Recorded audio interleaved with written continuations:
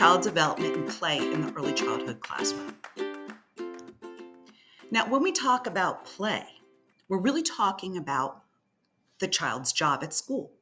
Children should be playing. School should be about giving young children, birth through about 3 to 4 years of age, room to play. And I actually think it should be going on all throughout elementary years as well.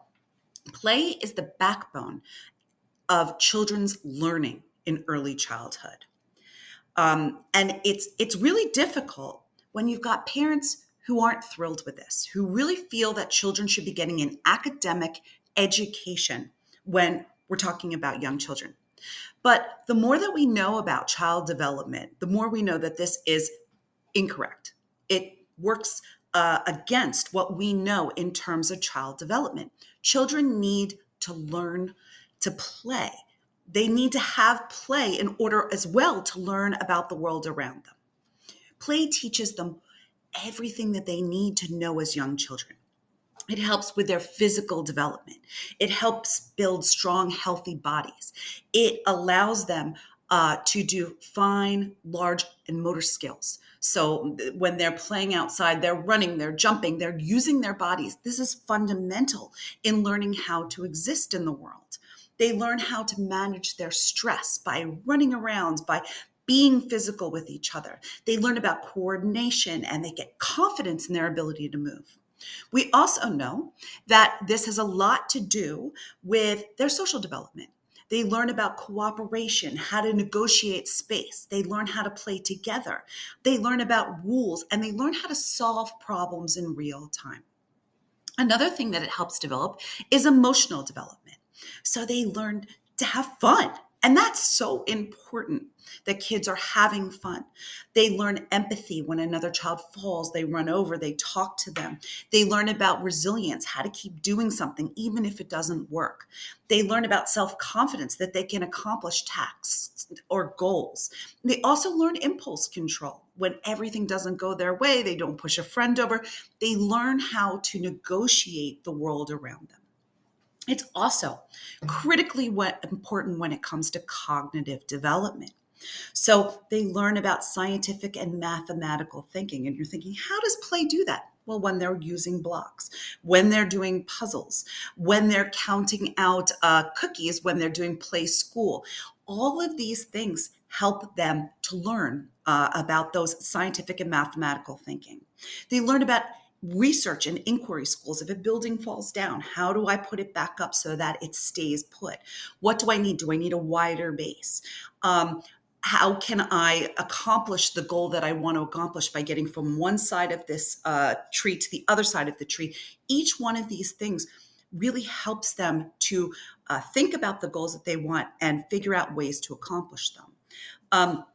Language skills. How do I communicate the game I want to play? How do I communicate the rules?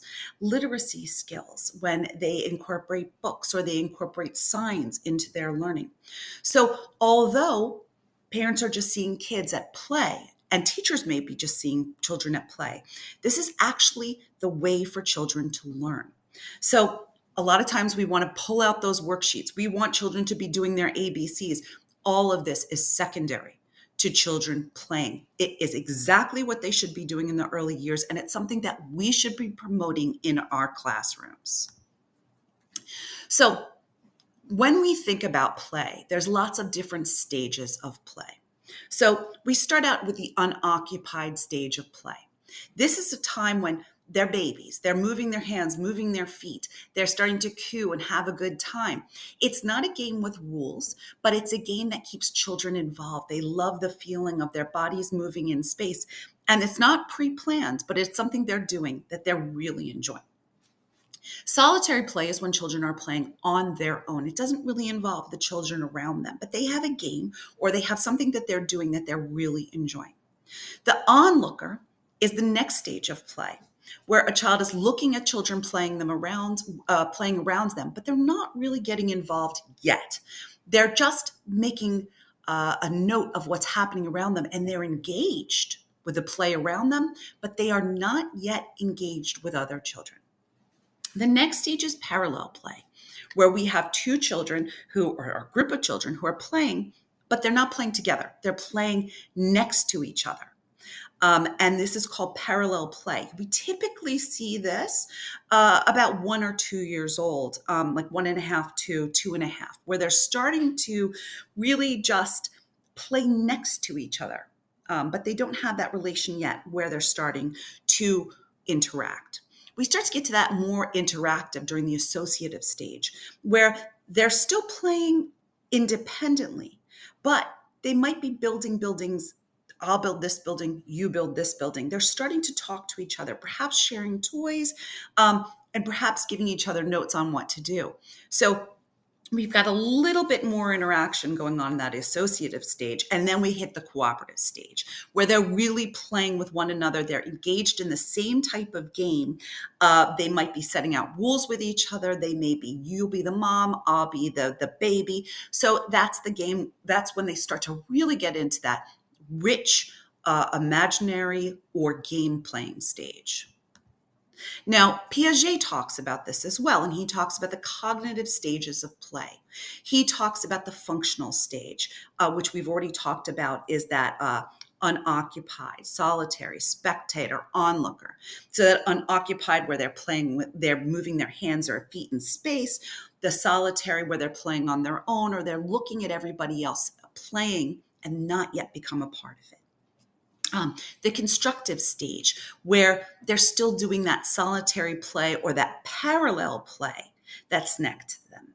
We now move on to the symbolic fantasy, where they may be playing a little bit with each other, but in general, it's the parallel play. But they're also doing that symbolic fantasy where I'm the mom, you're the baby, where they're really starting to use their imaginations, which is critical when it comes to early childhood play. And the last is games with rules, where they're sitting down and they're saying, this is you run to the wall and run back. You did that wrong. They're really starting to put rules into play when they start to really play with each other and be a part of a larger game. Now, when you talk to parents, having these cognitive stages of play can really be helpful, because it makes them feel like, okay, there's some theory behind this. They're not just sitting around and playing. The more you know about it as well, the less you're going to push them into the next stages of play. A lot of times we see kids parallel playing and we're saying, what game are you playing together? And they're not. They're playing next to each other. So the more that we know about what to expect in terms of ages and cognitive stages of development, the more we can support what's going on in the classroom. So I hope, as you think about your time that you'll be spending in preschool classrooms or in early childhood classrooms, the more you see that the role of play and how critical it is, and how it is the major activity that children should be doing in these early years.